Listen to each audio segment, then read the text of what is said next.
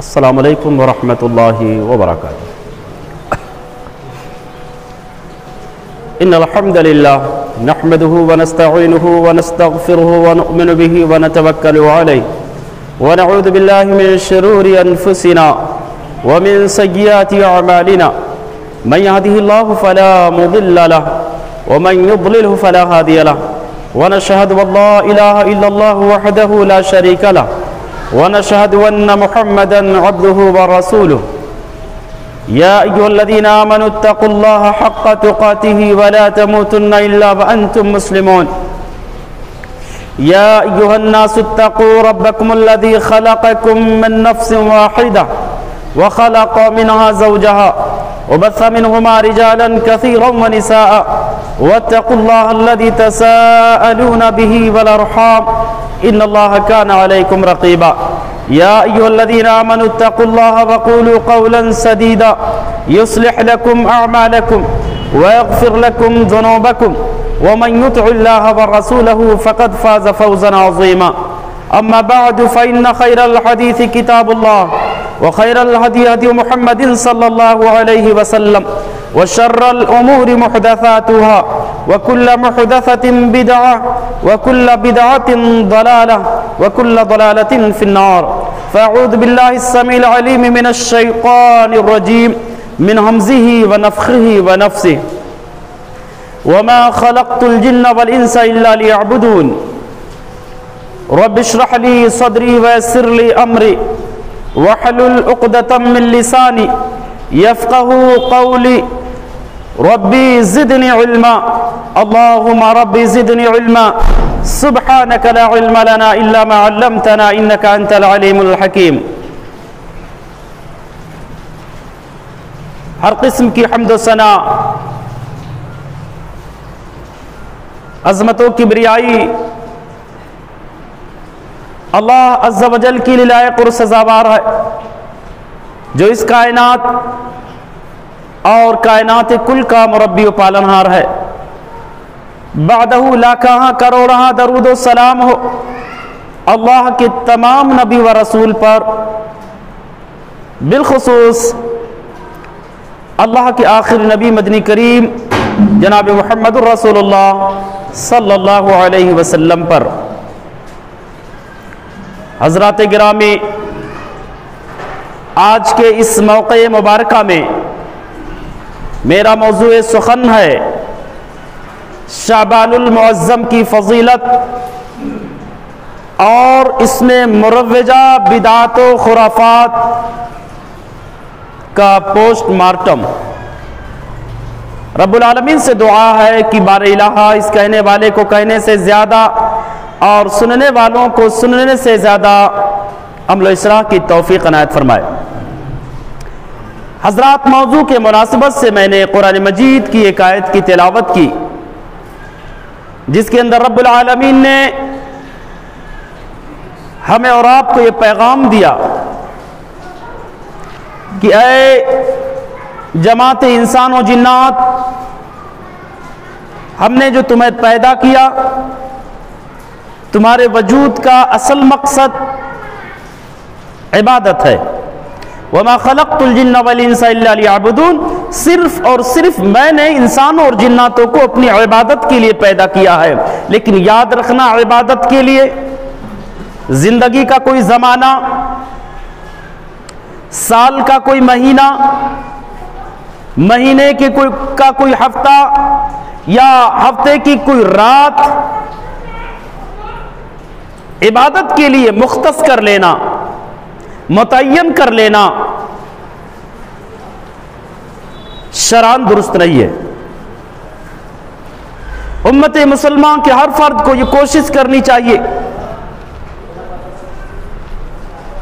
کہ زندگی کا ایک ایک لمحہ، زندگی کی ایک ایک گھڑی رب العالمین کے عبادت میں گزرے، اور رب العالمین کا منشا بھی یہی ہے، کیونکہ اللہ رب العالمین نے ارشاد فرمایا فَسَبِّحْ بِحَمْدِ رَبِّكَ وَكُن مِّنَ السَّاجِدِينَ۔ اے پیغمبر، اپنی رب کی حمد کے ساتھ اس کی پاکی بیان کرتے رہیں اور سجدہ کرنے والوں میں سے ہو جائیں۔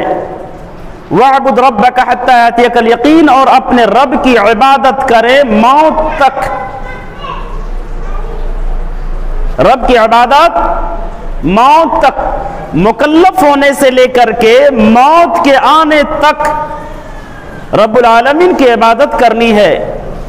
اور کامیاب انسان بھی وہی ہے جو اپنے زندگی کا مقصد عبادت سمجھتا ہے، وگرنہ وہ انسان جو اللہ رب العالمین کی عبادت سے غافل ہو کر کے دنیا کی ہر آسائش، ہر آرائش اور زیبائش کو اکٹھا کرنے ہی میں کامیابی تصور کرے، یقین جانے وہ انسان کامیاب نہیں ہو سکتا۔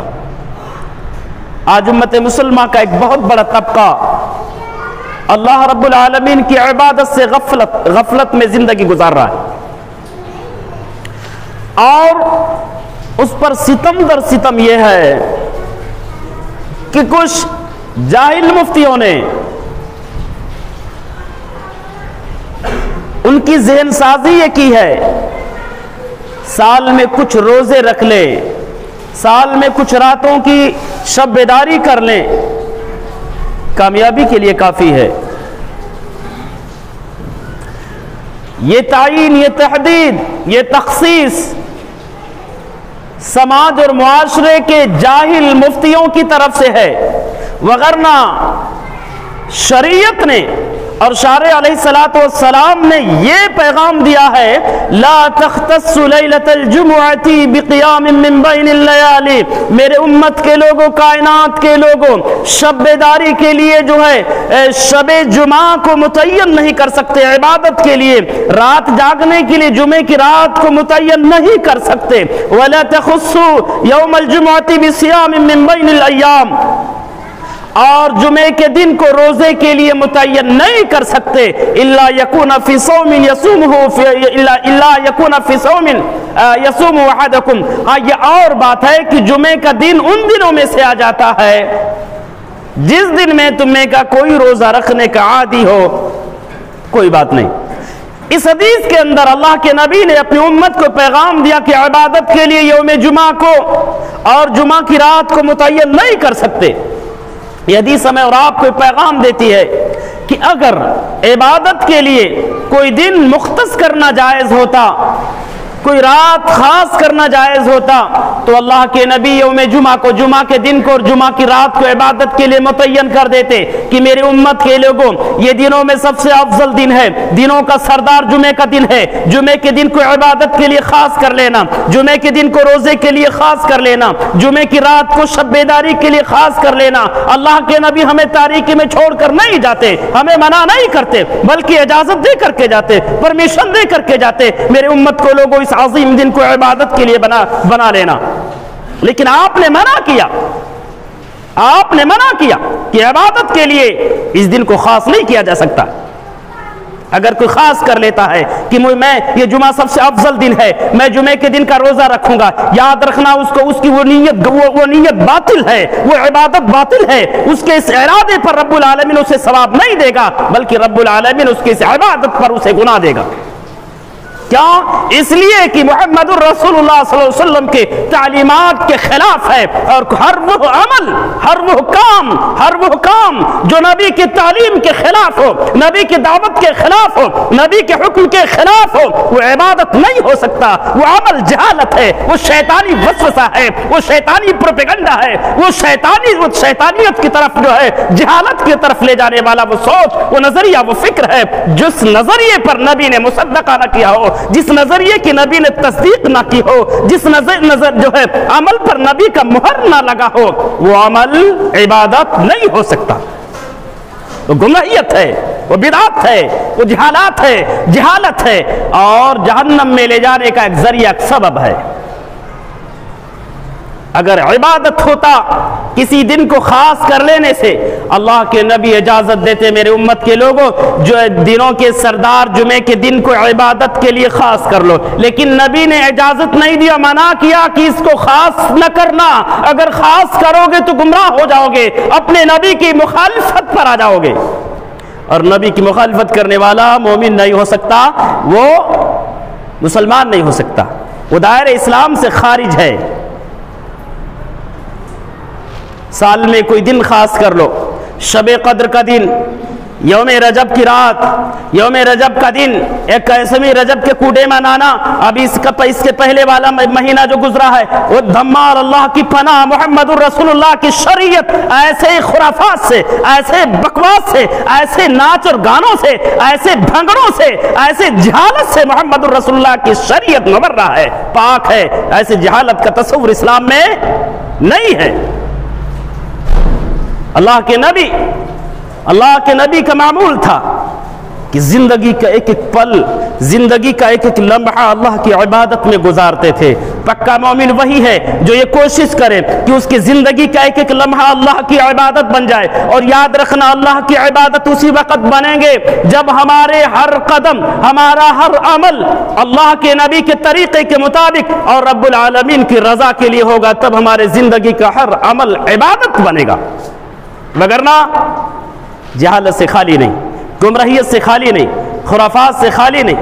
ہم ایک دن کی شب بیداری، اب یہ گزشتہ رات کئی لوگوں نے پوچھا جناب یہ رات شب بیداری والی رات ہے، میں نے کتنے لوگوں کو منع کیا، کتنے لوگوں کو، سال میں کبھی نماز نہیں پڑھتا، روزہ نہیں رکھتا، اور ایسے خرافات میں چہرے دیکھو تو وہ ٹھاکرن والا چہرہ لگتا ہے، اتنے بڑے بڑے بوجھ، اور جب خرافات کی بات آتی ہے تو سب سے آگے رہتا ہے، کیونکہ شیطان اس کو سردار بناتا ہے کہ تو بہت زیادہ جانکار ہے، تیرے پاس جو ہے صلاحیت بہت ہے، تو بہت زیادہ سمجھنے والا ہے۔ اس کو وہ جو شیطانوں کو جو ہے سردار جو ہے شیطان اس کو سردار بناتا ہے، اسے ورگلاتا کہ آگے بڑھ، یہ اچھا عمل ہے، دینی تو ہے، روزہ تو ہے، رات جاگنا یہ بھی کیا جو ہے اس پر گناہ ملے گا۔ یاد رکھنا میں نے ہمیشہ یہی کہا ہے کہ ہر وہ عمل جس پر ہمارے نبی نے تصدیق نہ کی ہو، جس پر ہمارے نبی کا مصدقہ موجود نہ ہو، وہ عمل عبادت نہیں ہے، بدعت ہے، جہالت ہے، اور ہر بدعت گمراہی ہے، اور ہر گمراہی جو ہمیں جہنم میں لے جانے کے لیے ایک ذریعہ، ایک راستہ ہے، ایک سبب ہے۔ حضرات ایسی جہالت سے اللہ کے نبی جب بھی خطبہ دیتے تھے، ہر خطبے کی تمہید آپ کی یہی ہوتی تھی، کیا کہ سب سے اچھی بات نبی کی بات، نبی کا طریقہ، اور دین کے اندر کل محدثۃ بدعہ، دین کے اندر ہر نئی چیز رائج کرنا بدعت ہے، اور وکل بدعت ضلالہ، اور ہر جہالت، ہر گمراہی کیا ہے، ہر بدعت گمراہی، اور ہر بدعت گمراہی، اور ہر گمراہی جہنم میں لے جانے کے لیے ایک ذریعہ ہے۔ یعنی جتنے بھی آپ کے بیانات ہوتے تھے، جتنے بھی پروگرامز ہوتے تھے، جتنے بھی واعظ اور پروگرامز کی محفلیں آپ منعقد کرتے تھے، ان تمام پروگرامز کی ابتدا انہی باتوں سے ہوتی تھی۔ سب سے بہترین کتاب اللہ، بہترین بات محمد الرسول اللہ کی بات، اور محمد الرسول اللہ کی بات میں شریعت میں کوئی نئی چیز داخل کر لینا بدعت، ہر بدعت گمراہی، ہر گمراہی جہنم میں لے جانے کا ذریعہ۔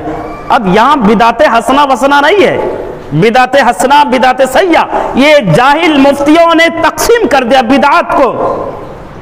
ایسے خرافات کو دین میں جگہ دینے کے لیے ان جاہل مفتیوں کے یہ گڑھے ہوئے جو ہے خرافات ہیں کہ بدعت حسنہ یہ ہے، بدعت سیئہ یہ ہے، تاکہ بدعت حسنہ کے نام پر جو ہے امت کو گمراہ کیا جائے، امت کو جہالت کی طرف لائی جائے۔ یہ جاہل مفتیوں کے من گھڑت جو ہے سوچ ہے، ان کے گڑھے ہوئی چیزیں ہیں، جس سے ہمیں اور آپ کو سمجھنے اور بچنے کی ضرورت ہے۔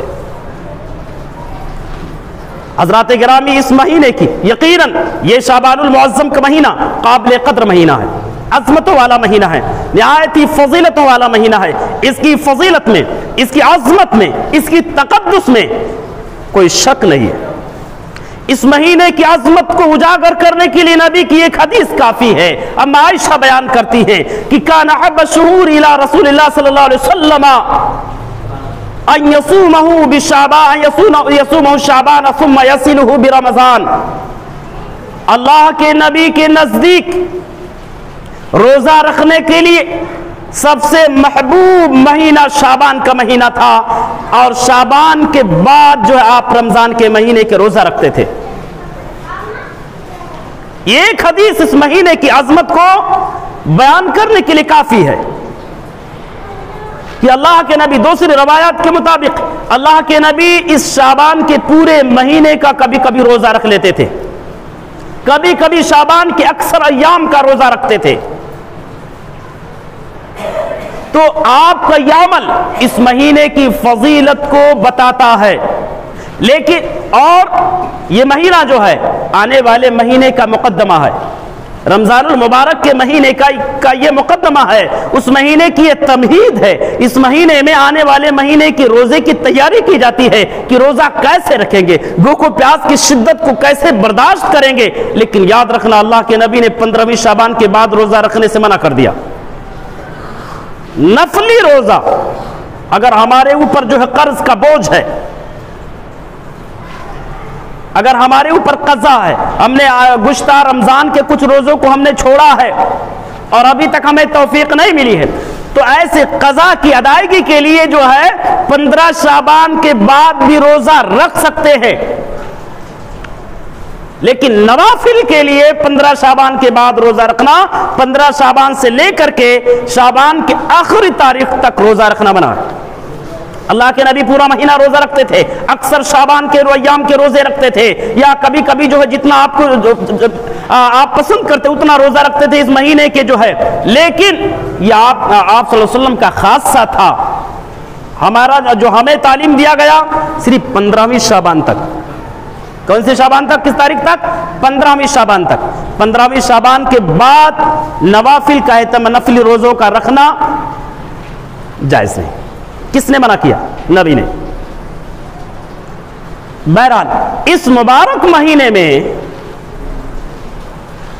روزوں کا اہتمام کثرت سے، آپ کے سیرت سے جو ثابت ہوتا ہے کہ کثرت سے روزوں کا اہتمام کیا جا سکتا ہے، باقی کسی اور عبادت کو تخصیص حاصل نہیں۔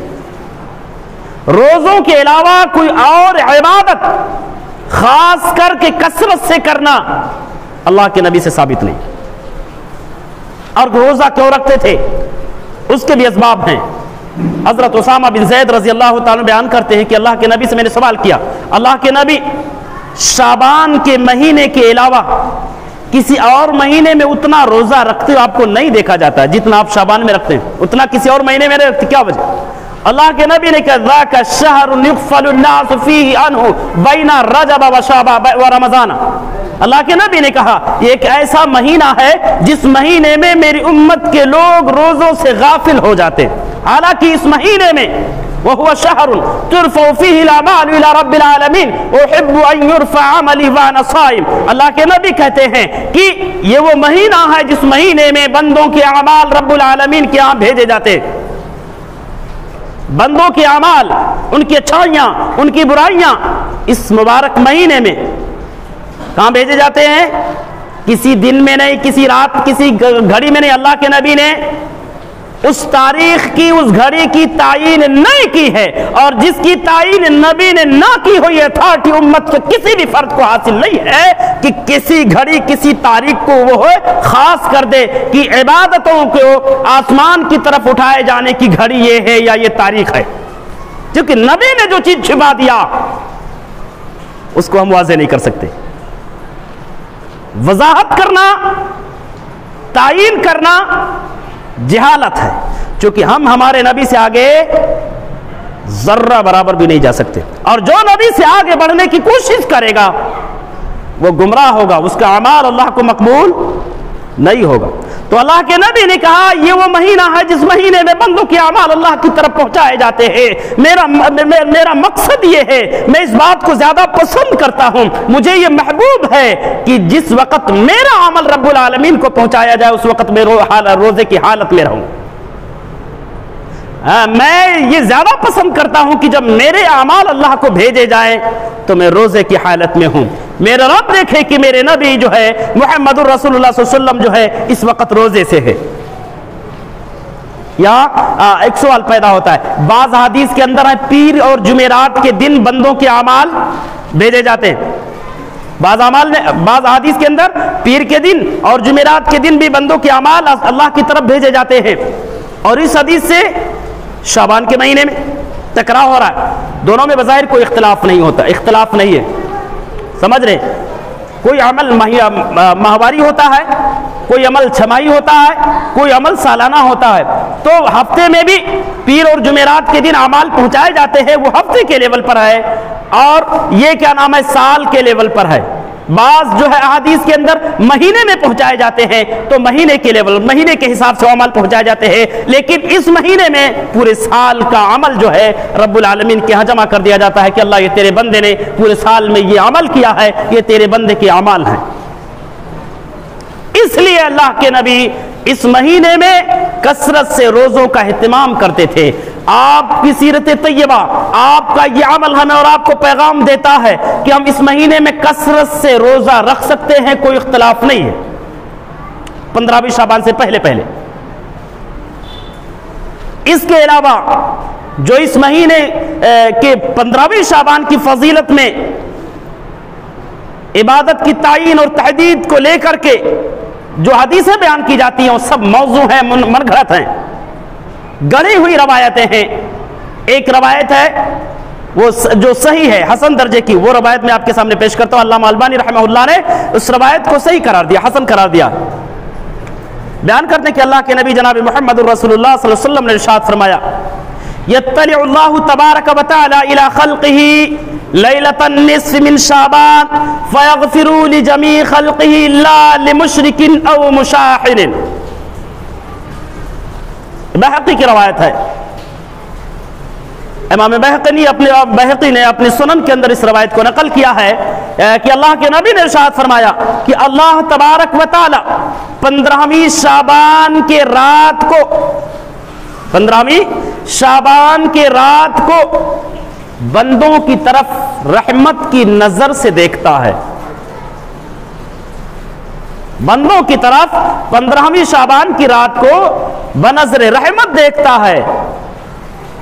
اس کے بعد اللہ تبارک و تعالی اپنے تمام کے تمام ان بندوں کو معاف کر دیتا ہے جن کے دل میں کسی بھائی کے تعلق سے کینہ نہیں ہے، جو ہے بغض و حسد نہیں ہے، جن کے دل میں جو ہے کوئی فتور نہیں ہے، جن کے دل تمام غلاظتوں سے، تمام بے حیائیوں سے، تمام فتور سے، جن کے دل پاک اور صاف ہیں، رب العالمین ان کی مغفرت فرما دیتا ہے، اور ان لوگوں کی بھی مغفرت فرما دیتا ہے جو مشرک نہیں ہے، جو کافر نہیں، یعنی مشرکوں اور کینہ پرور لوگوں کو چھوڑ کر اللہ سب کو معاف کر دیتا ہے۔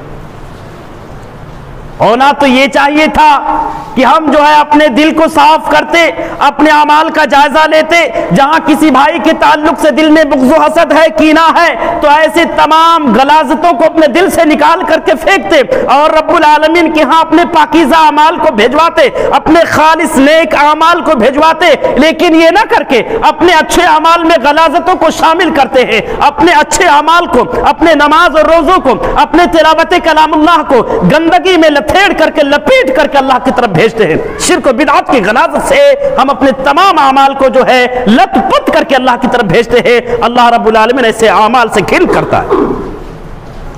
اس حدیث سے یہ ثابت ہوا کہ اللہ تعالیٰ مغفرت کرتا ہے، اللہ تعالیٰ اچھے لوگوں کو معاف کرتا ہے 15ویں شعبان کی رات میں، لیکن یہ ثابت نہیں ہوتا ہے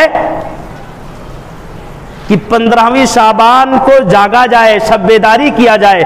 اگر یہ ثابت ہوتا تو اللہ کے نبی اپنے امت کو اندھیرے میں نہیں چھوڑ کر جاتے، ہر 15ویں شعبان کی رات کو شب بیداری کرتے، اپنے ازواج مطہرات سے شب بیداری کی تعلیم دیتے، جس طرح سے رمضان کے آخری عشرے میں اللہ کے نبی خود جاگا کرتے تھے، خود قیام کرتے تھے، اپنی بیویوں سے، امہات المومنین سے، ازواج مطہرات کو بھی تیار کرتے تھے کہ وہ بھی شب بیداری کریں۔ رمضان کے آخری عشرے میں صحابہ کرام کو تعلیم دیتے تھے، اس کی فضیلت بیان کرتے تھے۔ یہ تمام روایتیں، آپ کی سیرت طیبہ، آپ کا یہ بہترین، یہ پاکیزہ اخلاق اور کردار جو ہے ہمارے اور آپ کے سامنے، امت کے سامنے آیا ہے، لیکن 15ویں شعبان کی شب والی جو بات ہے، اللہ کے نبی ہمیں یہ نہیں بتا کر کے گئے کہ تمہیں شب بیداری کرنا، اور میں نے ہمیشہ یہی کہا کہ ہر روح عمل جس پر نبی نے اجازت نہ دی ہو یہ عبادت نہیں، گمراہی ہے۔ نبی نے کیا شب بیداری کیا؟ نہیں کیا۔ نبی نے کیا اس دن کا روزہ رکھا؟ نہیں رکھا۔ چلو نبی نے نہیں رکھا، نبی کے کسی صحابی نے ایسا کیا تو کہاں ہے؟ کس حدیث میں ہے؟ کون سی جگہ پر ہے؟ حدیث کی کون سی کتاب ہے؟ کون سے نمبر والی حدیث ہے؟ گمراہی ہے، جہالت ہے۔ اللہ کے نبی نے کہا اللہ تمام نیک لوگوں کی مغفرت فرماتا ہے، اور وہ مغفرت والی تاریخ جو ہے، رات جو ہے، وہ شعبان کی 15ویں تاریخ ہے۔ اتنی سی بات کلیئر۔ لیکن آپ نے شب بیداری کی تعلیم نہیں دیا تو ہم اپنے مرضی سے کرنے والے کون ہیں؟ اللہ۔ ہم اپنے نبی سے آگے جانے والے کون ہوتے ہیں؟ اگر اتنی پاکیزہ اور عبادت والی رات ہوتی تو اللہ کے نبی بالکل کہہ کر کے جاتے کہ میرے امت کے لوگوں اس رات کو قیام کے لیے خاص کر لینا، لیکن آپ نے ایسی کوئی تعلیم نہیں دی۔ تو بہرحال اس رات میں شب بیداری کرنا گمراہیت ہے۔ آئیے ہم ان تمام روایتوں کا پوسٹ مارٹم کرتے ہیں جن روایتوں سے یہ جاہل مفتیان کرام جو ہیں امت کو گمراہ کرتے ہیں اس رات اور دن کو لے کر کے، 15ویں شعبان کے دن اور رات کو لے کر کے۔ پہلی روایت ہے کہ اللہ کے نبی نے ارشاد فرمایا شعبان الشہر و رمضان الشہر اللہ۔ نبی نے کہا شعبان میرا مہینہ ہے اور رمضان اللہ کا مہینہ ہے۔ اس حدیث کو علامہ البانی رحمہ اللہ نے اپنی موضوعات کے اندر نقل کیا ہے، اور یہ اس پر حکم لگا کہ یہ حدیث گڑھی ہوئی ہے، موضوع ہے، قابل عمل نہیں ہے، جھوٹی روایت۔ دوسری روایت جس کو دلیل کے طور پر پیش کیا جاتا ہے شعبان کے 15ویں تاریخ کو عبادت کے لیے خاص کرنے کے لیے، کہ اللہ کے نبی اما عائشہ رضی اللہ تعالی عنہا کے ہاں ان کی باری میں تھے، اچانک وہاں سے وہ نکلے، اما عائشہ بھی پیچھے نکلی، اللہ کے نبی بقی قبرستان کے اندر گئے، اما عائشہ پیچھے پہنچ گئے۔ اللہ کے نبی کی جب نظر اما عائشہ پر پڑتی ہے تو اللہ کے نبی نے کہا عائشہ تم یہ سمجھ رہے تھے کہ اللہ اس کے نبی تم پر ظلم کریں گے؟ اما عائشہ نے کہا اللہ کے نبی مجھے تھوڑا ڈاؤٹ ہوا کہ شاید آپ مجھ کو چھوڑ کر کے، چونکہ میری باری کا دن، آپ مجھے چھوڑ کر کہیں اور جا رہے ہیں۔ اللہ کے نبی نے کہا نہیں، ينزل ان اللہ تبارک و تعالی ينزل ليلة النصف من شعبان الى سماء الدنيا فيغفر لأكثر من شعر غنم قلب۔ اس روایت کو امام بخاری رحمہ اللہ نے، اور سنن ترمذی کی روایت ہے، امام ترمذی رحمہ اللہ نے خود جو ہے اس روایت کو ضعیف قرار دیا ہے، امام بخاری رحمہ اللہ نے اس حدیث کو جو ہے موضوع قرار دیا ہے۔ اسی طریقے سے دیگر ائمہ جرح و تعدیل نے جو احادیثوں پر حکم لگاتے ہیں، صحیح حدیث کون ہے اور ضعیف کون ہے، حسن کون ہے، موضوع کون ہے، جو ائمہ جرح و تعدیل ہیں، حدیثوں کے تحقیق کرنے والے جو علماء ہیں، جو ائمہ ہیں، انہوں نے اس حدیث کو موضوع اور ضعیف قرار دیا۔ یہ حدیث جو اما عائشہ رضی اللہ تعالیٰ عنہ کے واقعے سے منسلک ہے، یہ روایت صحیح مسلم کے اندر موجود ہے، لیکن دوسرے طریقے سے، جس کے اندر 15ویں شعبان کے نہ دن کا ذکر ہے نہ رات کا ذکر ہے۔ اما عائشہ بیان کرتی اللہ کے نبی میرے باری میں تھے، بستر پر لیٹے، آپ کو یہ احساس ہوا کہ عائشہ سو گئی ہیں، آپ صلی اللہ علیہ وسلم نے اپنی چادر اور اپنا جوتا لیا، آہستہ سے دروازہ کھولا، دروازے سے باہر نکلے۔ اما عائشہ کہہ رہی ہیں کہ میں جاگ رہی تھی، سوئی نہیں تھی، سونے کا ناٹک کی تھی میں نے۔ بیان کرتی کہ میں بھی اٹھی، پھر آپ کے فوراً بعد میں بھی اٹھی اور اپنا زرہ پہنا، دوپٹہ اوڑھی، چادر لپیٹی، اللہ کے نبی کے پیچھے میں بھی گئی۔ دیکھا کہ اللہ کے نبی ہاتھ اٹھا کر کے اہل بقی کے لیے دعا کر رہے ہیں، اور آپ نے یہ عمل 3 مرتبہ کیا۔ اس کے بعد اللہ کے نبی گھر کے لیے مڑے، اما عائشہ کہتی میں بھی مڑی، آپ تھوڑا تیز چلے، میں بھی تھوڑا تیز چلی، یہاں تک کہ آپ تیز دوڑنے لگے، میں بھی تیز دوڑنے لگی۔ آپ سے پہلے میں گھر میں جا کر کے لیٹ گئی، بستر پر لیٹ گئی۔ اللہ کے نبی جب بستر پر آئے، میری حالت دیکھی، کہنے لگے عائشہ بات کیا ہے؟ تمہاری سانس پھولی ہوئی ہے، سانس پھول رہی ہے، کیا بات ہے؟ اما عائشہ کہی اللہ کے نبی کچھ بھی نہیں۔ اللہ کے نبی نے کہا لتخبرینی عائشہ، عائشہ تم بتا رہی ہو، او لیخبرنی اللطیف الخبیر، یا وہ ذات مجھ کو بتا دے گا جو باریک بھی ہے، خبر رکھنے والا ہے، مجھ سے نہیں چھپا پاؤ گی۔ اما عائشہ رضی اللہ تعالیٰ کہتی کہ میں نے سب کچھ سچ سچ بتا دیا۔ اللہ کے نبی نے ایک مکہ مارا بھی، اور مارنے کے بعد کہا کہ عائشہ ابھی جبریل امین آئے تھے، اور انہوں نے تو احتراماً، چونکہ وہ گھر کے اندر داخل نہیں ہو سکتے تھے، تم جو ہے نائٹ والے لباس میں تھے، नाइट लिबास में, तो इसलिए जिब्रील अमीन घर में दाखिल नहीं हो सकते थे। दरवाजे पर खड़े होकर के तुमसे छिप करके मुझे आहिस्ता से पुकारा, मैंने आहिस्ता से जवाब दिया। हजरत जिब्रील ने कहा, ऐ मोहम्मद, बकी कब्रिस्तान में जाओ और अहले बकी के लिए दुआ करो। मैं दुआ करने के लिए गया हुआ था। अम्मा आयशा कहती हैं, अल्लाह के नबी, मैंने देखा आपको दुआ करते हुए। अल्लाह के नबी ने कहा, अच्छा हो तो तुम्हारा साया था जो मेरे सामने आया था? अम्मा आयशा ने कहा, हाँ मेरा ही था। उसके बाद अम्मा आयशा कहती है, अल्लाह के नबी, हम कब्र वालों के लिए कैसे दुआ करें? अल्लाह के नबी ने कहा, तुम कब्र वालों के लिए दुआ करो, अस्सलामु अला अहलि दियार मिनल मोमिनीन वल मुस्लिमीन व यरहमुल्लाहुल मुस्तक़दिमीन वल मुस्तअखिरीन व इन्ना इंशाअल्लाह बिकुम लाहिकून। इस तरह से तुम जब कब्रिस्तान से गुजरो या कब्रिस्तान पर अहले कबूर के लिए ज़ियारत के लिए जाओ तो उनको इस तरह से उनके हक में दुआ करो। क्या? अस्सलामु अला अहलि दियार मिनल मोमिनीन वल मुस्लिमीन व यरहमुल्लाहुल मुस्तक़दिमीन वल मुस्तअखिरीन व इन्ना इंशाअल्लाह बिकुम लाहिकून। इस तरह से हमारे और आपके लिए जायज़ है कि हम कब्रिस्तान से गुजरे या कब्रिस्तान पर जाए तो जो है अहले कबूर के लिए दुआए खैर करें, मग़फ़िरत की दुआ करें। तो बहरहाल ये सही रवायत है। अब इस सही रवायत के अंदर 15वीं शाबान का तज़किरा नहीं है, मौजू और मनगढ़ंत रवायत के अंदर 15वीं शाबान का तज़किरा है। फैसला आप कीजिए कि सही रवायत काबिल मकबूल है या गढ़ी हुई बात। उन गढ़ी हुई बातों को लेकर के ये जाहिल मुफ्तियान जो है उम्मत के अफराद को गुमराह करने की कोशिशें कर रहे हैं। अल्लाह रब्बुल आलमीन से जोहला को सही समझ अता फरमाए और उम्मत को सही तरीके से कुरान सुन्नत को समझने वाला बनाए।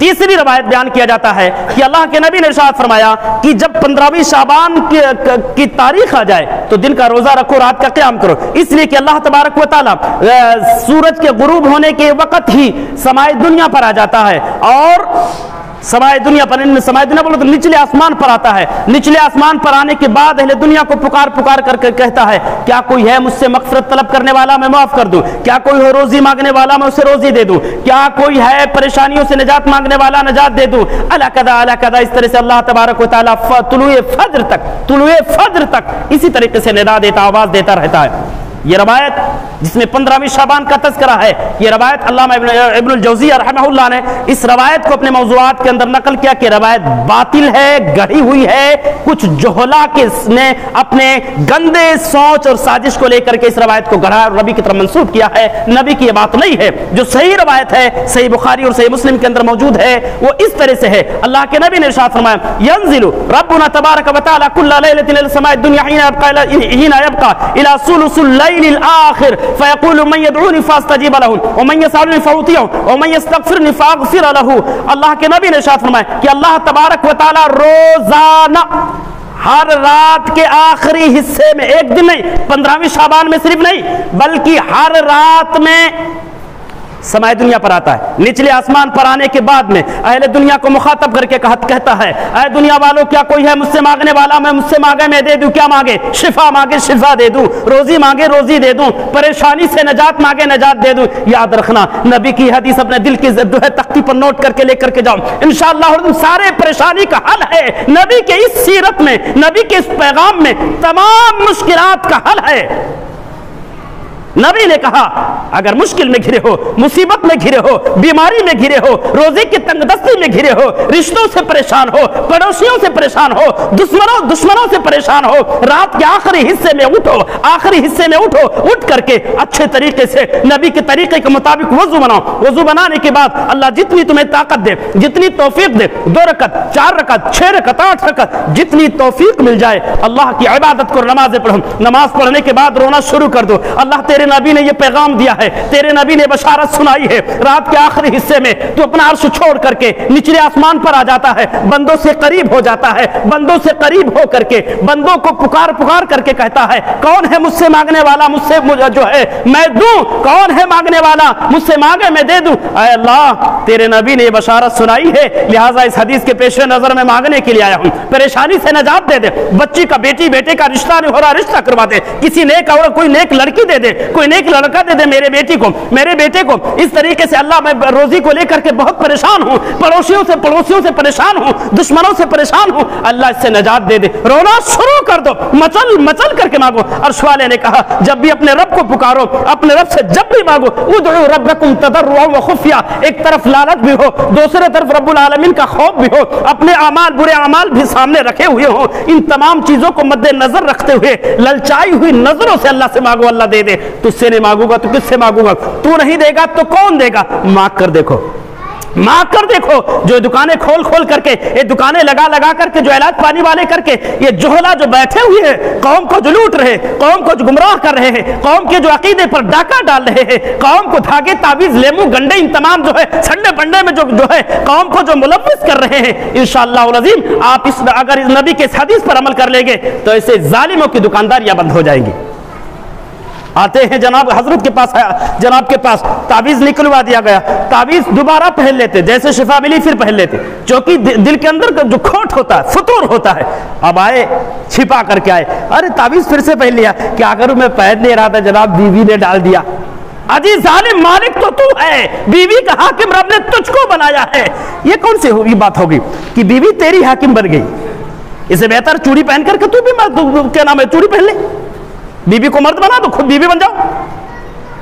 बहरहाल तो अल्लाह के नबी ने इरशाद फरमाया सारे मसलों का हल रात के आखिरी हिस्से में उठो, परेशान हो, परेशानी से नजात मांगो। रोजी का मामला, रिश्तों का मामला जो है, या इसी तरीके से बीमारियों का मसला, पड़ोसियों का मसला, अपनों का मसला, घरों का मसला, इन तमाम मसाइल को लेकर के उस वक्त हाजिर हो जाओ जब अल्लाह तबारक व तआला दुनिया वालों को बांट रहा होता है। इंशाअल्लाह और इतनी खुशी मिलेगी, इस जिंदगी में इतने चैन सुकून आएंगे सोच भी नहीं सकते, क्योंकि हमारे नबी ने जो कह दिया कभी गलत नहीं हो सकता। तो ये जो रवायत है, साल के 12 महीने में जितनी रातें हैं तमाम रातों में रब्बुल आलमीन ये करता है, बांटता है। सिर्फ 15वीं शाबान के रात में नहीं, अब 15वीं शाबान को सिर्फ क्या नाम है फॉलो करना, एक रात को, बाकी साल के 12 महीने के जो दीगर रातें हैं उनमें नाच और भंगड़े करना, गुंडागर्दी करना, बाकी सिर्फ एक रात को इबादत कर लेना, अल्लाह माफ कर देगा। नऊज़ बिल्लाह, मुहम्मदुर रसूलुल्लाह की शरीयत इससे पाक है। अल्लाह ने कहा तुमको इबादत के लिए मैंने पैदा किया है, और इबादत मुकल्लफ होने से लेकर के मौत तक करनी है, मौत तक करनी है। एक रात एक दिन इबादत कर लो, कामयाब हो गए। कामयाबी नहीं है, जहालत है, गुमराही है।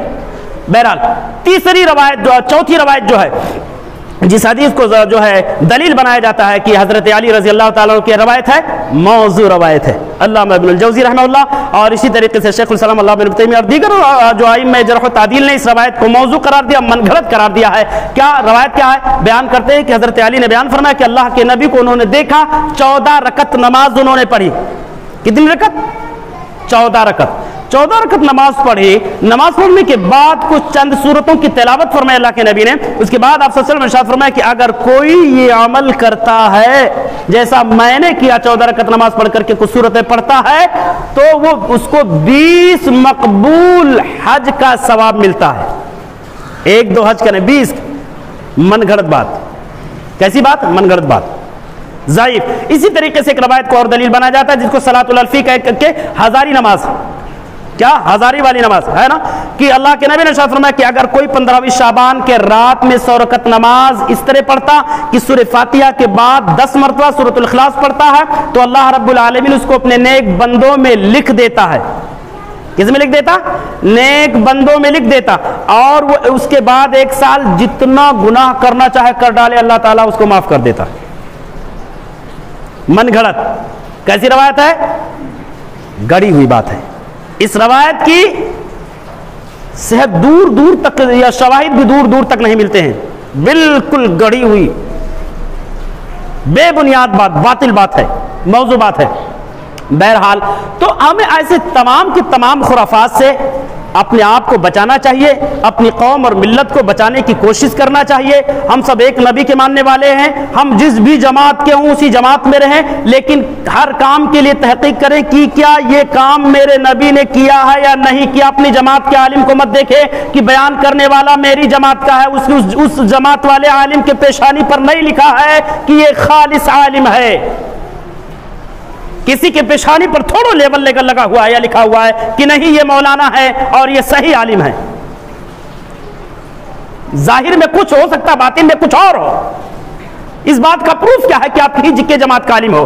بیان کرنے والا کوئی بھی ہو، اگر وہ بیان کرنے والا آپ کے نبی کی بات کر رہا ہے، رب العالمین کی بات کر رہا ہے، تو آپ کی بات کر رہا ہے، آپ کو اس کی باتوں پر عمل کرنا چاہیے، ہر بات کی تحقیق کرنی چاہیے. بہرحال آئیے 15ویں شعبان کا وجہ تسمیہ ہم اس پر غور کر لیتے ہیں کہ 15ویں شعبان جو ہے اس کا نام کیوں رکھا گیا؟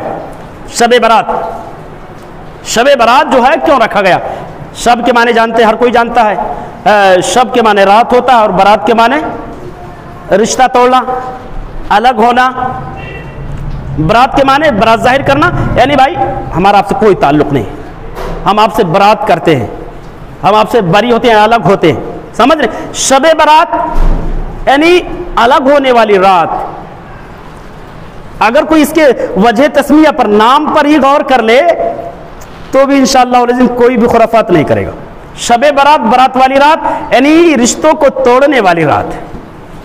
سمجھ رہے؟ یہ دراصل شیعوں کے طرف سے اس کو جو ہے بڑھاوا دیا گیا. شیعوں نے اس عمل کو گڑھا ہے. شب برات والی رات میں حلوے بنانا، مختلف قسم کے پکوان پکانا، کلیاں مانا، ساری چیزیں پکا کر کے اور مخصوص لوگوں کو دعوت دینا، یہ سب خرافات اور بدعات ہے. ایسے اعمال پر رب العالمین کے ہاں سخت سے سخت عذاب دیا جائے گا. دراصل شیعوں کی روایت کے مطابق ان کے ایک 11ویں امام غائب ہو گئے، جو حسن عسکری، غالباً حسن عسکری جو ہے الہ آباد کے رہنے والے، سن 1905 میں پیدا ہوئے. ان کا ایک چھوٹا بیٹا، شیعی روایت کی بات میں کر رہا ہوں،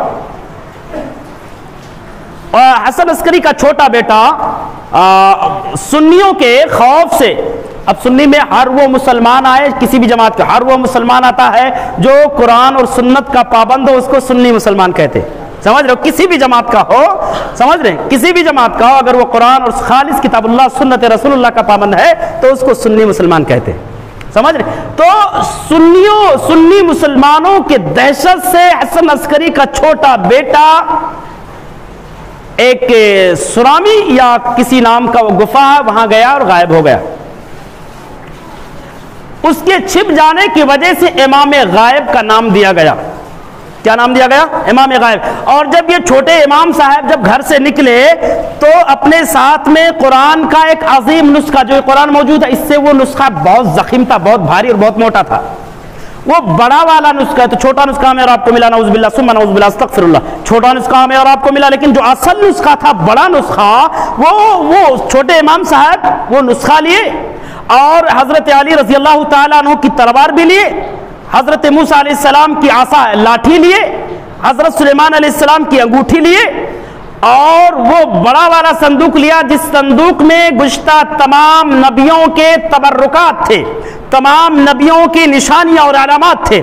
وہ صندوق بھی لیے اور لے کر کے گئے، اسی گفے کے اندر غائب ہو گئے. اب شب برات میں، شب قدر والی رات جو ہے، شب برات والی جو رات ہے، برات والی رات میں امام غائب کے ولادت مناتے، برڈے مناتے شیعہ حضرات. شب برات والی رات امام غائب کا برڈے مناتے. دوسرے نمبر پر امام غائب کی آمد کا منتظر رہتے، انتظار کرتے. ان تمام چیزوں کی خوشیوں میں مختلف قسم کے پکوان یہ شیعہ حضرات بناتے. اور تیسرے نمبر پر جس عمل سے اس دن کا نام رکھا گیا، تیسرے نمبر پر وہ لوگ محمد الرسول اللہ صلی اللہ علیہ وسلم، صحابہ کرام رضوان اللہ علیہم اجمعین اور تمام کے تمام سنی مسلمانوں سے برات کا اظہار کرتے ہیں کہ امام صاحب آپ آ جاؤ، ہمارا ان مسلمانوں سے کوئی تعلق نہیں ہے، آپ آ جاؤ، ان کا صفایا کرو. اور ان کے عقیدے کے مطابق وہی چھوٹے امام مہدی بن کر کے آئیں گے. یہ ساری باتیں بکواس ہے، بے بنیاد ہیں. آپ اس رات کو تو کیا نام ہے، شب میلاد بھی رکھ سکتے تھے. شب میلاد، امام غائب کے شب میلاد کا رات ہے، یا اس رات کا نام جو ہے رکھ سکتے تھے، شب آمد رکھ سکتے تھے کہ امام غائب کی آمد کی رات ہے. لیکن یہ دونوں نام نہیں رکھے. وہ جانتے تھے کہ دونوں نام رکھیں گے تو اس مسلمانوں کو سمجھ جائیں گے، آج نہیں تو کل سمجھیں گے، سمجھنے والے پیدا ہوں گے. لیکن اگر شب برات رکھ دیں گے شب قدر بروقت شب برات اگر اس طرح سے رکھتے ہیں تو ہم اپنے مشن میں کامیاب ہو جائیں گے، مسلمانوں کو ان کے عقیدے میں بیکار بنانے کے لیے۔ اس لیے اس رات کو شب برات کا نام دیا گیا، یعنی محمد اور صحابہ کرام اور اسی طریقے سے تمام مسلمانوں سے ہم برات ظاہر کرتے ہیں، امام صاحب آپ آ جاؤ اور ان تمام مسلمانوں کا صفایا کرو۔ یہ ہے عقیدہ، جن عقیدے کا سپورٹ کرنے والا مسلمانوں کا بہت بڑا ان پڑھ طبقہ ان کے ساتھ میں کندھے سے کندھے ملا کر کے رہتا، روزہ بھی رکھتا، حلوہ بھی مناتا اور تہوار مناتا ہے۔ اسلام میں صرف دو تہوار ہیں، ایک عید الفطر کی ہے، عید الفطر، اور دوسرا عید الاضحیٰ۔ ان دو کے علاوہ تیسرا یوم الجمعہ ہے، جس کو بھی اللہ کے نبی نے جو عید کا دن کہا ہے۔ چوتھا کوئی تہوار مسلمانوں کے یہاں نہیں ہے۔ اگر اس کے علاوہ اگر کوئی مناتا ہے یا منایا جاتا ہے تو وہ تہوار نہیں بلکہ وہ گمراہیت کا ذریعہ ہے، گمراہیت کا ایک راستہ۔ بہرحال ہم اللہ سے دعا کرتے ہیں، باتیں تو بہت زیادہ ہیں، اللہ سے یہی دعا کرتے ہیں کہ بار الہ ہمیں اور آپ کو، ہم تمام مسلمانوں کو ہر قسم کی جہالت، فتنوں، فساد، گمراہیات، خرافات، بدعات سے بچنے اور بچانے کی توفیق عطا فرمائے۔ بالخصوص اللہ ہم تمام مسلمانوں کو ہر قسم کے فتنوں کو، ہر قسم کے سازشوں کو سمجھنے کی بڑی دانشمندی اور دور اندیشی سے ان تمام فتنوں سے نمٹنے کی اور ان تمام فتنوں سے بچنے اور بچانے کی توفیق عنایت فرمائے۔ میری دعوت ہمیشہ یہی رہی ہے، میں کسی جماعت پر، کسی مسلک پر طنز نہ کبھی کیا ہو، نہ کروں گا۔ میں کوئی جماعت میرا ٹارگٹ نہیں ہے، جماعت کو صحیح اور سیدھا آئینہ دکھانا کہ یہ ہمارے نبی کی بات ہے اور یہ گمراہیت والا راستہ ہے۔ اختیار ہم سب کو، اللہ ہم سب کو جہالت اور گمراہیت سے بچائے، آمین۔ بارک اللہ لنا ولکم فی القرآن العظیم ونفعني وإياكم بالآيات والذکر الحکیم تعالی جواد الکریم ملک بر رؤوف الرحیم۔